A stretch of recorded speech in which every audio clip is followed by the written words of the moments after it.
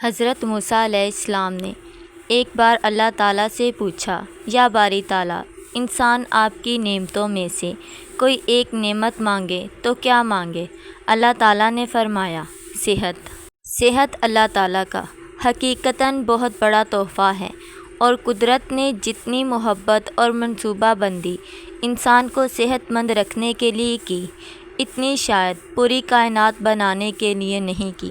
ہمارے جسم کے اندر ایسے نظام موجود ہیں کہ ہم جب ان پر غور کرتے ہیں تو عقل حیران رہ جاتی ہے۔ ہم میں سے ہر شخص 4,500 بیماریاں ساتھ لے کر پیدا ہوتا ہے۔ یہ بیماریاں ہر وقت سرگرم عمل رہتی ہیں، مگر ہماری قوت مدافعت، ہمارے جسم کے نظام، ان کی ہلاکت آفرینیوں کو کنٹرول کرتے رہتے ہیں۔ مثلاً ہمارا منہ روزانہ ایسے جراثیم پیدا کرتا ہے جو ہمارے دل کو کمزور کر دیتے ہیں، مگر ہم جب تیز چلتے ہیں، جاگنگ کرتے ہیں یا واک کرتے ہیں تو ہمارا منہ کھل جاتا ہے، ہم تیز سانس لیتے ہیں۔ یہ تیز سانسیں ان جراثیم کو مار دیتی ہیں، اور یوں ہمارا دل ان جراثیموں سے بچ جاتا ہے۔ مثلاً دنیا کا پہلا بائی پاس مئی 1960 میں ہوا، مگر قدرت نے اس بائی پاس میں استعمال ہونے والی نالی لاکھوں کروڑوں سال قبل ہماری پنڈلی میں رکھ دی۔ یہ نالی نہ ہوتی تو شاید دل کا بائی پاس ممکن نہ ہوتا۔ مثلاً گردوں کی ٹرانسپلانٹیشن 17 جون 1950 میں شروع ہوئی، مگر قدرت نے کروڑوں سال قبل ہمارے 2 گردوں کے درمیان ایسی جگہ رکھ دی جہاں تیسرا گردہ فٹ ہو جاتا ہے۔ ہماری پسلیوں میں چند انتہائی چھوٹی ہڈیاں ہیں۔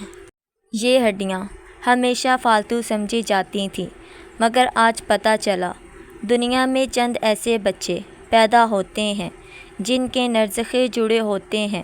یہ بچے اس عرضے کی وجہ سے اپنی گردن سیدھی کر سکتے ہیں، نگل سکتے ہیں، اور نہ ہی عام بچوں کی طرح بول سکتے ہیں۔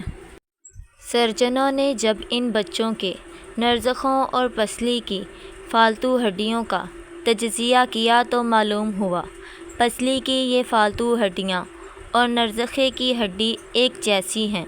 چنانچہ سرجنوں نے پسلی کی چھوٹی ہڈیاں کاٹ کر حلق میں فٹ کر دیں، اور یوں یہ معذور بچے نارمل زندگی گزارنے لگے۔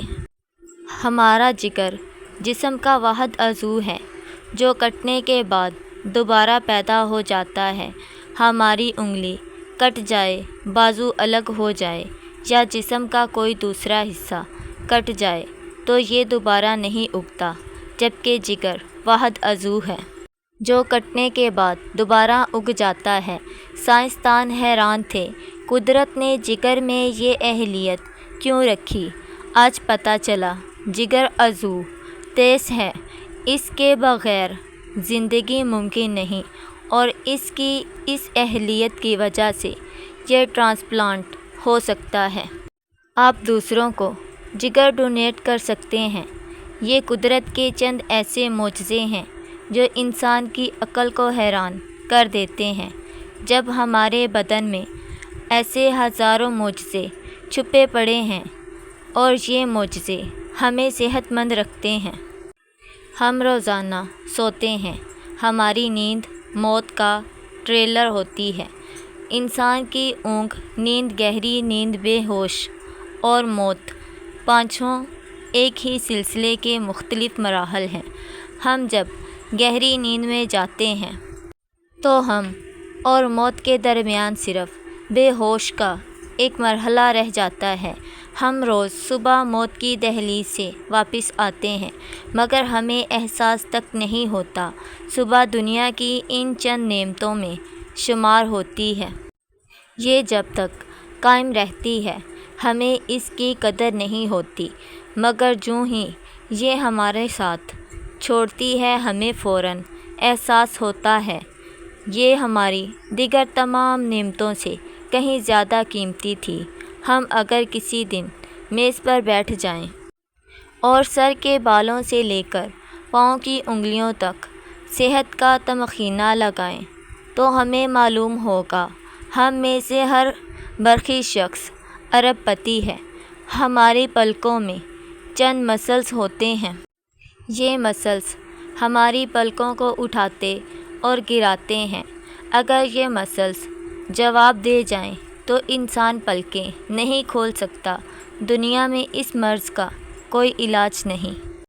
دنیا کے 150 امیر ترین لوگ اس وقت اس مرض میں مبتلا ہیں، اور یہ صرف اپنی پلکیں اٹھانے کے لیے دنیا بھر کے سرجنوں اور ڈاکٹروں کو کروڑوں ڈالر دینے کے لیے تیار ہیں۔ ہمارے کانوں میں کبوتر کے آنسو کے برابر مایع ہوتا ہے۔ یہ پارے کی قسم کا ایک لیکوڈ ہے۔ ہم اس مایع کی وجہ سے سیدھا چلتے ہیں۔ یہ اگر ضائع ہو جائے تو ہم سمت کا تعین نہیں کر پاتے۔ ہم چلتے ہوئے چیزوں سے الجھنا اور ٹکرانا شروع کر دیتے ہیں۔ دنیا کے سینکڑوں ہزاروں امارہ آنسوؤں کے برابر اس قطرے کے لیے کروڑوں ڈالر دینے کے لیے تیار ہیں۔ لوگ صحت مند گردے کے لیے 40 لاکھ روپے دینے کے لیے تیار ہیں۔ آنکھوں کا قرینہ لاکھوں روپے میں بکتا ہے۔ دل کی قیمت لاکھوں کروڑوں میں چلی جاتی ہے۔ آپ کی ایڑی میں درد ہو تو آپ اس درد سے چھٹکارے کے لیے لاکھوں روپے دینے کے لیے تیار ہو جاتے ہیں۔ دنیا کے لاکھوں امیر لوگ کمر درد کا شکار ہیں۔ گردن کے موہروں کا خرابی انسان کی زندگی کو اجیرن کر دیتی ہے۔ انگلیوں کے جوڑوں میں نمک جمع ہو جائے تو انسان موت کی دعائیں مانگنے لگتا ہے۔ قبض اور بواسیر نے لاکھوں کروڑوں لوگوں کی مت مار دی ہے۔ دانت اور دھاڑ کا درد راتوں کو بے چین بنا دیتا ہے۔ آدھے سر کا درد ہزاروں لوگوں کو پاگل بنا رہا ہے۔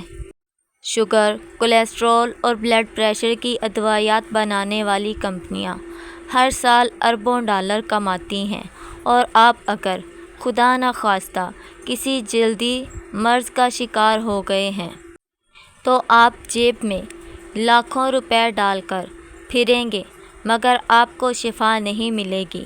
منہ کی بدبو بظاہر معمولی مسئلہ ہے، مگر لاکھوں لوگ ہر سال اس پر اربوں روپے خرچ کرتے ہیں۔ ہمارا معدہ بعض اوقات کوئی خاص تیزاب پیدا نہیں کرتا، اور ہم نعمتوں سے بھری اس دنیا میں بے نعمت ہو کر رہ جاتے ہیں۔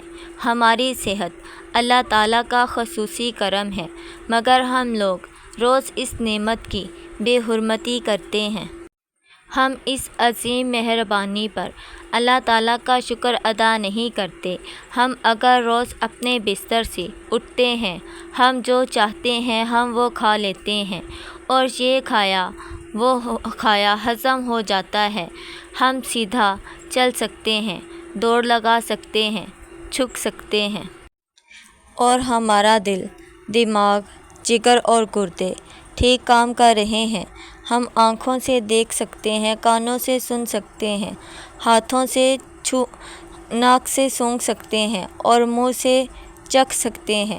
تو پھر ہم سب اللہ تعالیٰ کے فضل، اس کے کرم کے قرض دار ہیں، اور ہمیں اس عظیم مہربانی پر اپنے اللہ کا شکر ادا کرنا چاہیے، کیونکہ صحت اور وہ نعمت ہے جو اگر چھن جائے تو ہم پوری دنیا کے خزانے خرچ کر کے بھی یہ نعمت واپس نہیں لا سکتے۔